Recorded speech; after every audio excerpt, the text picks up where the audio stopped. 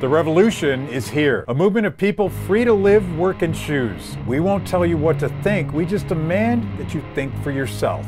This is Kibbe on Liberty.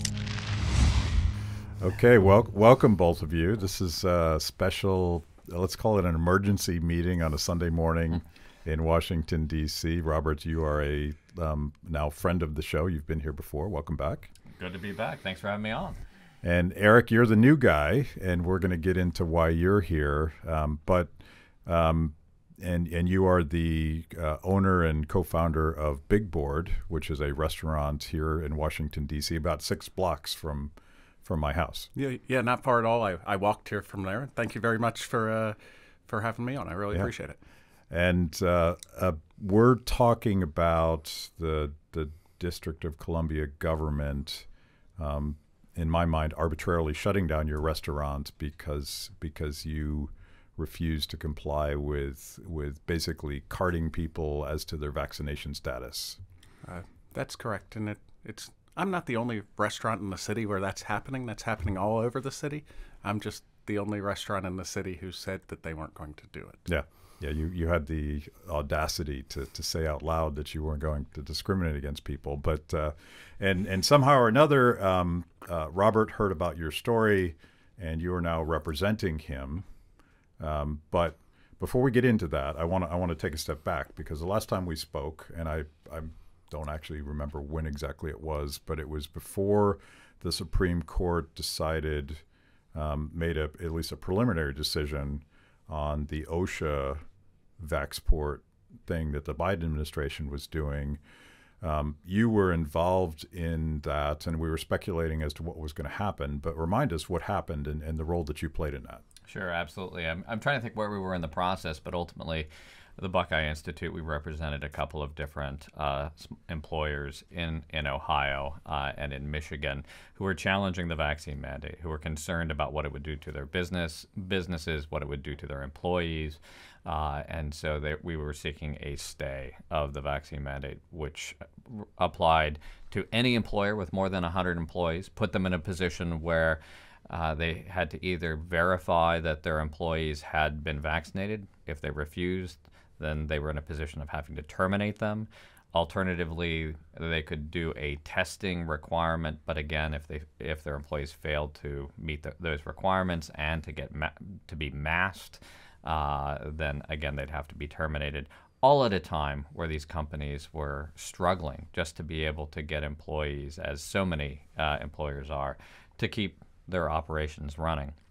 So we actually, along the way, a couple of things worth noting. We were the first of the various petitioners who were challenging this mandate from the Biden administration to ask the full Sixth Circuit, all 16 judges, to hear the case.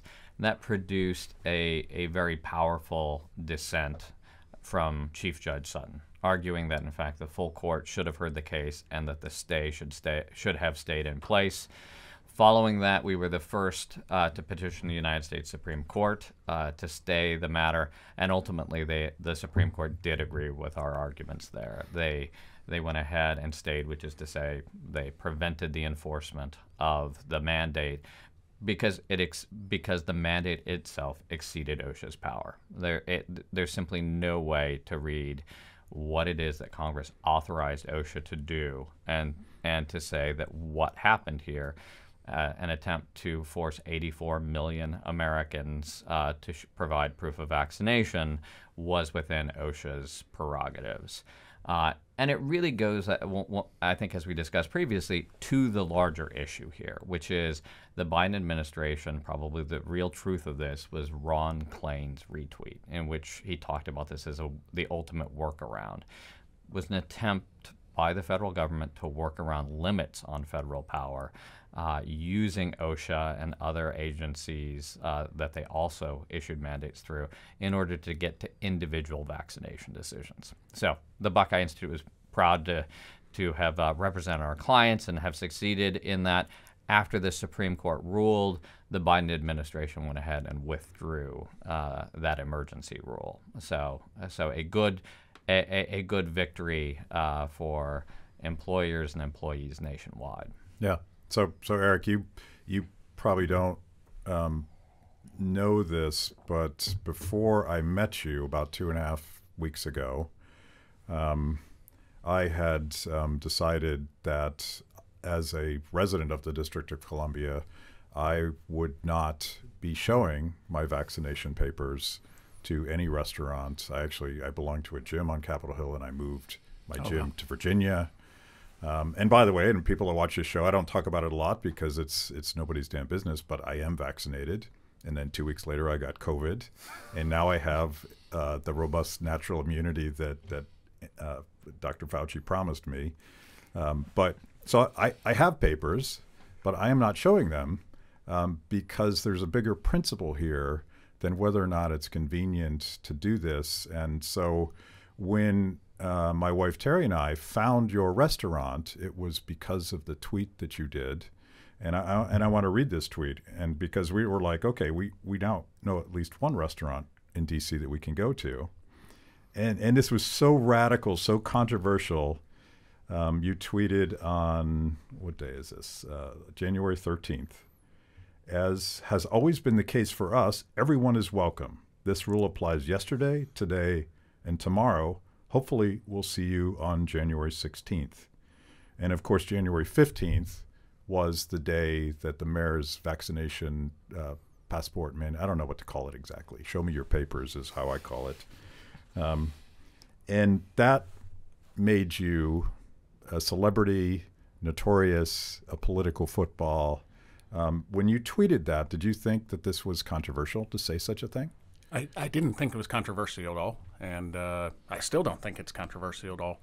And I never imagined that this would become what it's become. I actually had a journalism student from Patrick Henry University who came down a little bit after that, and I was like, yeah, I think it'd be a pretty fantastic idea.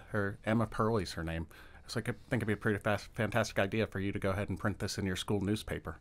And then I got a call from a producer on the Ingram Angle, and they said, do you want to go on the Ingram Angle? And I was like, wow.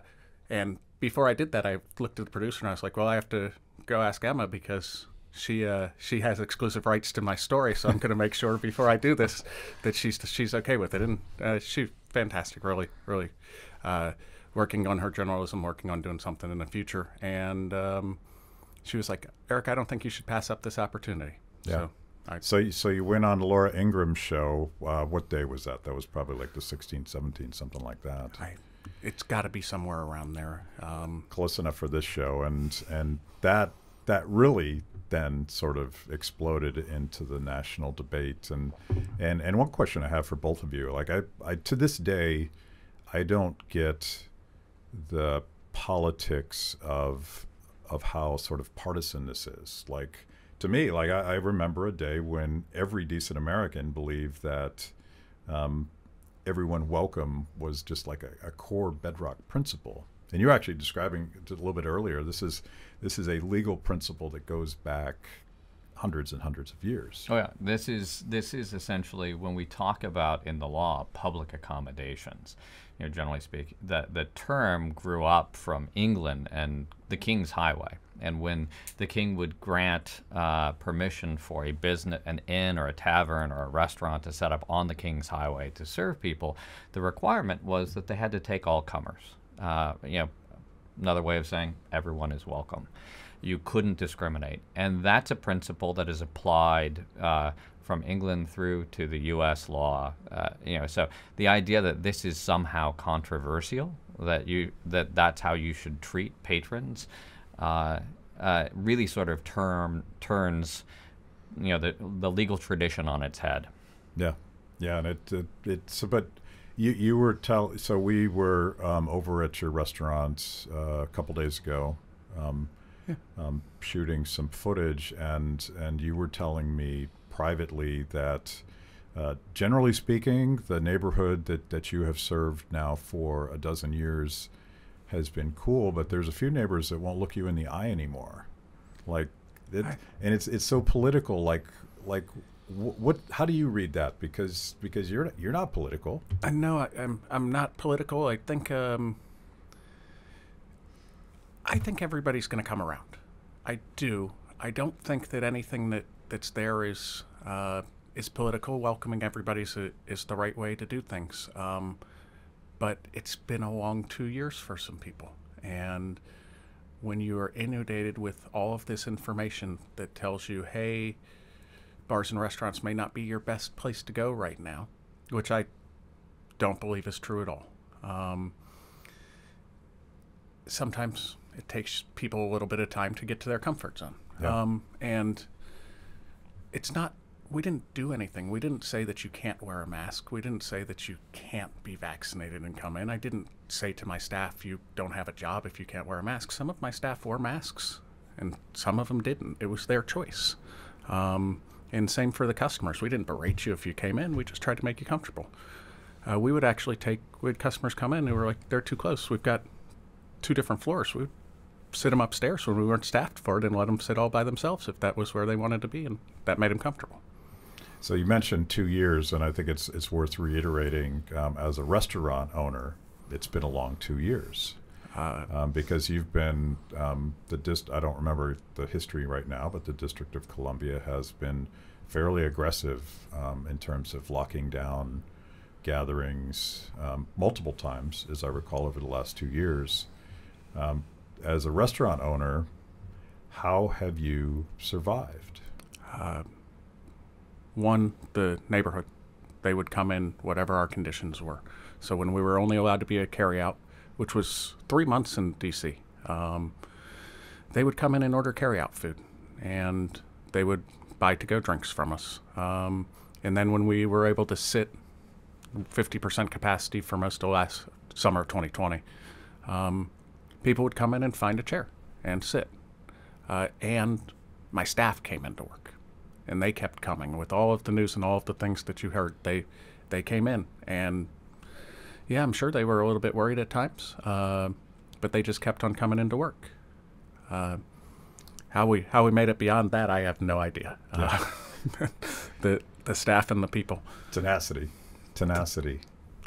So Robert, I was asking you on the last show, and kind of complaining as a resident of the District of Columbia, I barely knew who Muriel Bowser was as my mayor until lockdowns happened.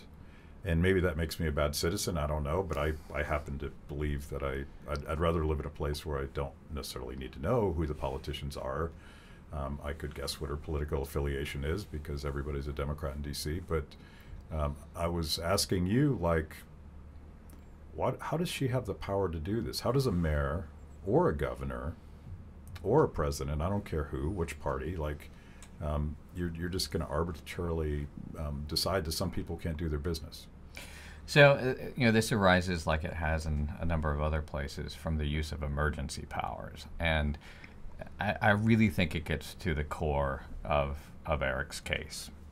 We've now been in the District of Columbia in a 2-year state of emergency. 2 years. That's no longer a state of emergency. That's a full term of Congress. And so by virtue of having these continual renewals of emergency orders, essentially what the city has done is they've blocked any substantive review of these requirements. So first of all, D.C. law under the Home Rule Act, ordinarily when a law passes, there's a 30-day period before it goes into effect, which allows Congress to review it and, if they wish to, override it through a joint resolution. That requirement doesn't apply for emergency laws. And so for the past 2 years, all of these orders have been insulated from any review by Congress. Obviously, that's pretty important when you're dealing with the sorts of orders that we're talking about that potentially close down, put vaccination record requirements to businesses within the federal district, where Congress is doing its business, where people are coming to visit their representatives. The second thing that they did with these orders is they literally closed the courthouse doors. When Eric got his suspension, his license suspension, it made clear on the bottom of the order, referencing D.C. law, that he was not allowed to appeal in court until the emergency ended. Literally, the courthouse doors are closed. This fundamentally violates basic principles of due process, and this attempt to sort of create almost a law-free zone in which these emergency orders are able to operate without any substantive check, either by Congress or by the courts. So Eric, you sent the tweet heard around the world, and how soon before you got a response from the government? As I recall the story, suddenly regulators started knocking on your door. Is that a fair characterization? That's very fair characterization. If I sent that tweet on the morning of January 13th, on the evening of January 14th, the government liquor board agents, or ABRA in D.C., was there to visit me. By the way, I'm shocked. As someone that lives in the district, our government is not that efficient. But that's some tight turnaround. They showed up the next day. Yeah, the 15th, and then, or the 14th, the 15th, the 16th it snowed in D.C., so they didn't show up, and the 17th was a national holiday, so they didn't show up on the 17th.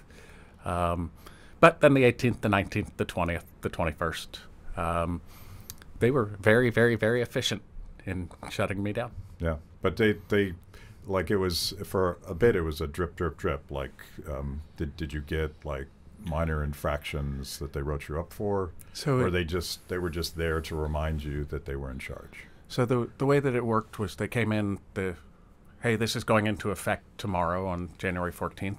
We're going to give you a warning for your staff not wearing masks. And it was kind of funny. They would come in and I'd look just like I am now, and they'd ask me, are you wearing a mask? And I just didn't know how to answer the question. You have eyes. Yeah, it seemed like an obvious.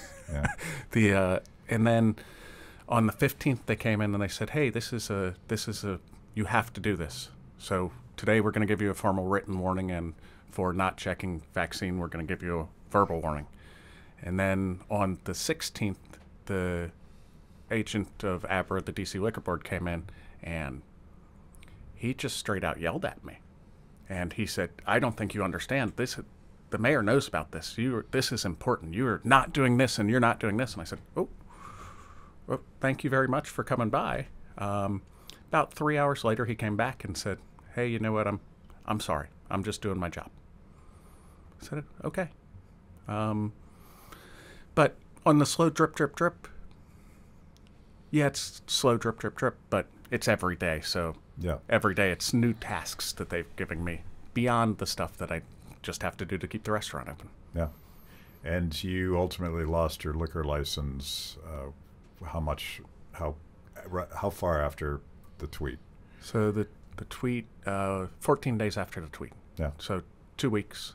And I've been down there for 10 years. The government agencies came to visit my restaurant more in that 2 weeks than they did in the previous 10 years combined. Yeah. Yeah. And ultimately, they just shut you down. It happened to be the first night that I was there with Terry and Logan, because, as I said, I was not going to any restaurants that were requiring me to show my papers. And I'm sure there's other places I could go in D.C. I just don't know where they are, and I don't want to go through that process. If I knew of any place where that was the case, I most certainly would not say it out loud. Sure. Yeah. Well, you don't want to bring down this reign of hellfire that you've experienced, but we were there and there was a bunch of people there, which turned out to be the last night you were legally allowed to serve food. And it was kind of funny because when they came in, so this is after the liquor license has been removed, and when they removed the liquor license, they actually sent the agent down who was doing it with a police officer. And I was like, why do you guys have a police officer? You're more than welcome to come in. And I looked at the police officer like, you're more than welcome to come in too. There's not going to be any problems. 3 days later, because even without a liquor license, we were busy on Friday, we were busy on Saturday, we were busy on Sunday. On Monday, we closed down so that I could fix the things that the health department asked me to do. I had to do some drywall repair, fix some plumbing, all stuff that was within my capabilities of doing. And then Tuesday, when the health department came in and ultimately shut us down, the first thing that they showed me was, hey, we've already got the paper that's going to shut you down that we're going to tape on your front door. Then they went and did their inspection and were like, oh, you fixed everything. And so you're saying it was perhaps premeditated. I believe it was preordained. Yeah, yeah.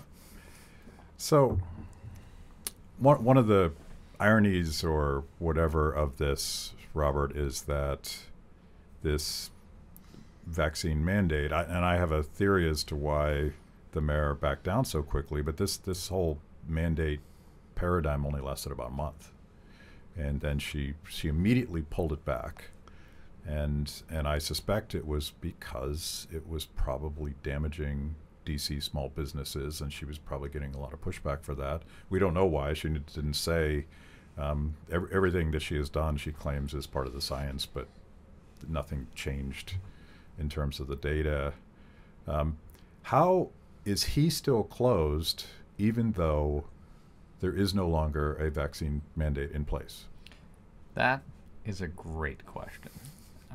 Because as when you were talking to him earlier, you also noted there's suffice it to say there's reason to believe that his was not the only restaurant that at least wasn't consistently enforcing the rules. The difference was he actually had the courage to say something about it, and because of that, his restaurant was closed down.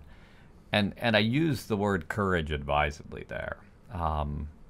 Professor David Azarad from Hillsdale College refers to courage as being a bold, being the bold and principled defiance of the lies of our age. And I think that describes Eric's approach. He was willing to stand up, and once again, without getting into sort of a great deal of detail, just push back against the idea that we should be telling people that they can't come in if they don't have their papers, if they don't have their vaccination card. And so now that that the city has reversed course, nonetheless, he is still closed. So that, quite frankly, is where the Buckeye Institute has come in to represent him. We are in the process of seeing if we can get D.C. government to come to their senses, and if they don't, we'll see them in court. By the way, I meant to offer my viewers a challenge, and there would have been like free gifts and prizes if people could figure out, without me introducing you to, who the lawyer was and who the bartender was. I mean, do you sleep in that suit, really? On a good night, yeah. Actually, we should have brought it up, but people will see it when we release another video we're working on. But I saw a picture of you in your dress whites, shaking hands with, I suppose it was Vice President Al Gore, right? Vice President Al Gore at the time, yes. So yes. You are a veteran. And tell us a little bit, just a quick history of how you served your country. So I'm Naval Academy graduate. 1997 is when I graduated. I just made a lot of my classmates really happy by saying 1997 on the air. From there, I went and joined the Navy Submarine Force, and I was on the USS Olympia out of Pearl Harbor, Hawaii. Did 2 Western Pacific deployments. On my second deployment, we deployed on July 3rd of 2001 because there's no way we could ever possibly celebrate a July 4th and deployed on the 5th. That's the wisdom of the Navy. And if you all remember, in September of that year, some really terrible stuff happened, and we were out there. After that, I want to say we did 57 days underway, followed by a 4-hour stopover to reload food and 26 more. It was very, very, very interesting times. I can't imagine spending that, and I've been on some of these submarines, but I can't imagine spending, would you say, 57 days? 57 days and followed by 26, I want to say. That's intense. It's weird because you don't live in the same world that people live in. Yeah. You don't get emails for 3 months. You don't know what's going on in the outside world. I didn't see a plane flying into the World Trade Center until October of 2001. I still have the newspapers that people sent me at my house that came to us when we pulled into port. And normally when you pull into port, everybody wants to get off the submarine as fast as they can. When we pulled in after September 11th, nobody left because there was so much mail that had come for us and so many videos that everybody just sat down and put the VHS in and watched because we had no idea. We hadn't seen any of it. You just dated yourself. Do we need to explain to people what a VHS tape is? But we'll do another show on that. I was going to say, given the amount of vinyl that you have. Yeah, I suspect that if we start naming graduation dates, I'm going to lose this test of nostalgia. But so you served your country. Fast forward to you and I believe your brother decided to open a bar. And just like everybody when they're 21 and they go out to a bar, I decided at that point I wanted to open up my own bar because I loved it. And I was just the one who was crazy enough to follow through on the plan to continue saving and doing it. And my brother had moved out. Why when you were 21, like what was it about a bar that was so romantic to you that you're like, I'm going to do this someday? I don't know.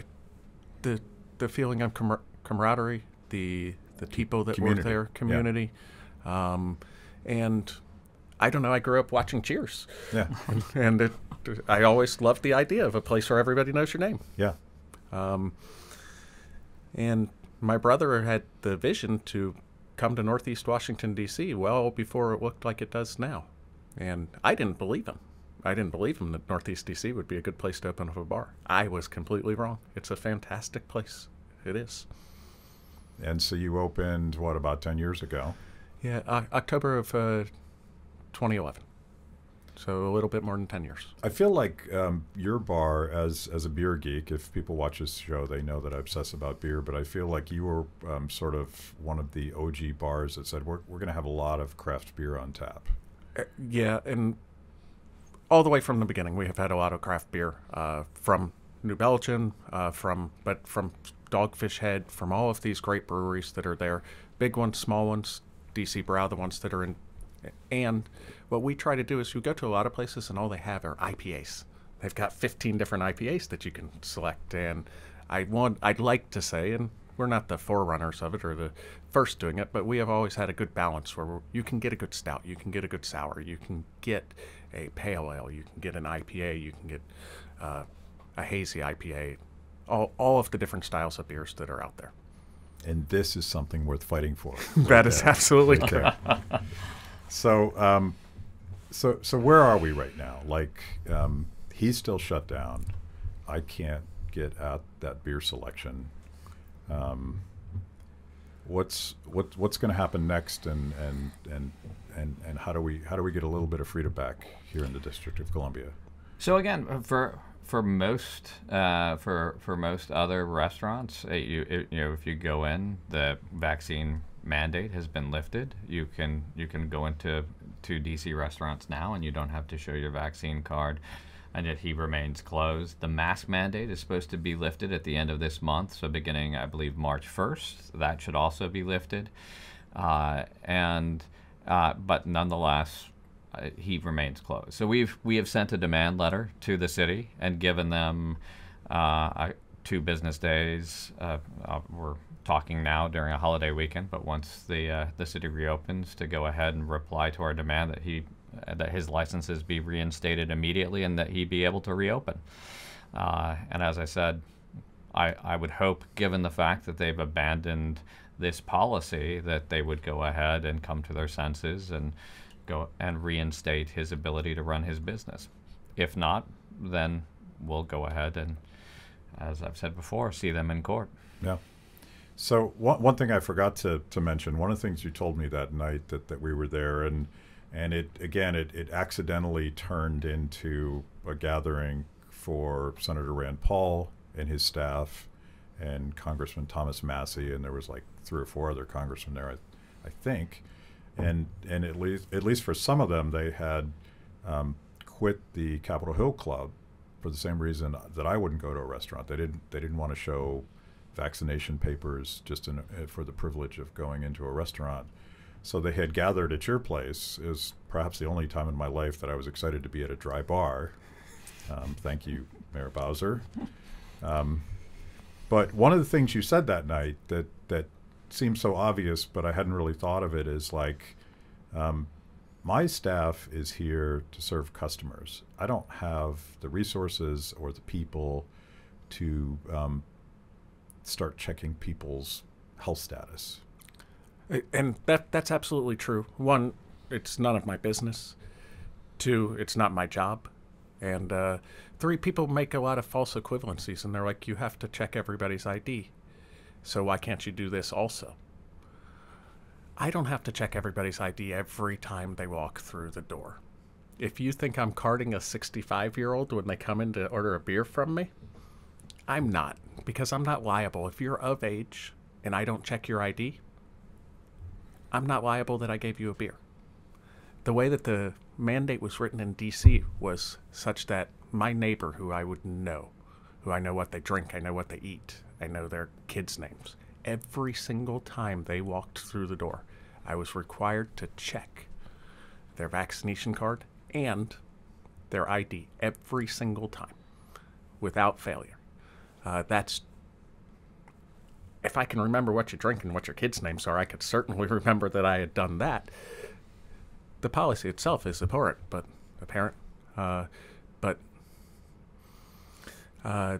it just didn't make any sense. Yeah.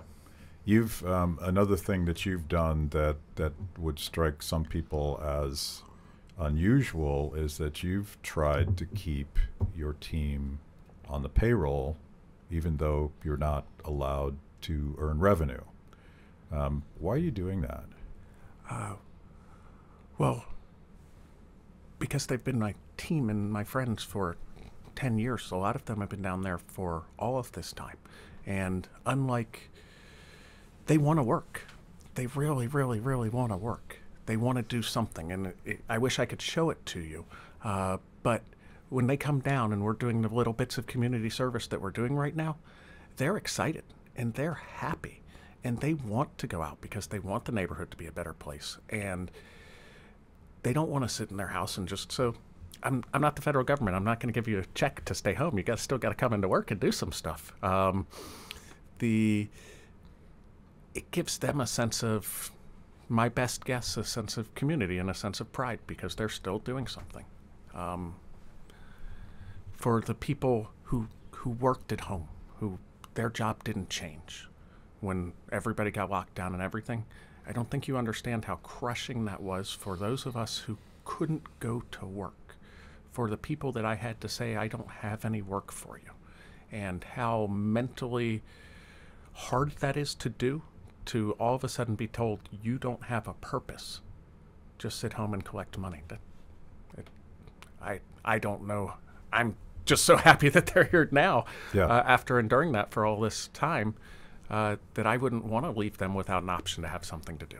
So if people are watching this and they want to help you get through this, how can they donate to keep supporting your team? To keep supporting the team, we've got a couple different methods we can do it. One is givesendgo.com/everyoneiswelcome. And the second one is GoFundMe. And if you look GoFundMe for the big board, you'll be able to find it there. If you're wondering where this money's going, my rent and utilities are $15,000 every month. I have to keep that paid and going. And yesterday, after only one day of work where we were allowed to make money, I spent $25,000 on payroll for my staff. My paycheck was not in there. Yeah. And your Twitter, if you want to find both of these, you can find it on the pinned tweet on your Twitter account, which is @thebigboarddc. Thank you. And for those who want to follow the case, if you go to buckeyeinstitute.org, we've got details about the case, including And if you go, should be the demand letter as well as some information about Eric's story and what brought him to this point. And a wild prediction: when you're free and open again, I think that Buckeye and Free the People are going to buy a couple rounds of beers. I think that is a good prediction. Yeah. Here's to being free to do your work. Thank you. And there's one more thing that I thought I'd say. Robert talked about courage, and I don't know if you guys realize this, but this is also very courageous on Robert's part. I talked with a lot of lawyers who said, "Oh, I don't think we can do something in D.C. I don't think this is a good place. I'd rather try this case in some other jurisdiction." I can't thank you enough, Robert, for doing this. It's unbelievable. Thank you. Well, I appreciate it. I have the best job in the world. I get to sue the government when they overstep their bounds and when they end up infringing on the rights of individuals. And I get to represent good people like Eric, represent the good guys in these situations. So no one wants a burger with a side of government overreach, and I want to make sure that Eric's able to provide that to his customers. Yeah, and for the first time in my life, I will wash that burger down with a craft beer at the big board. Thank you both. Thank you. Thank you. Thanks for watching. If you enjoyed that show, make sure that you like and subscribe. Click the little bell so that you get notifications. And if you consume this via podcast, go wherever you want to go. We're everywhere. Kibbe on Liberty. The revolution starts now.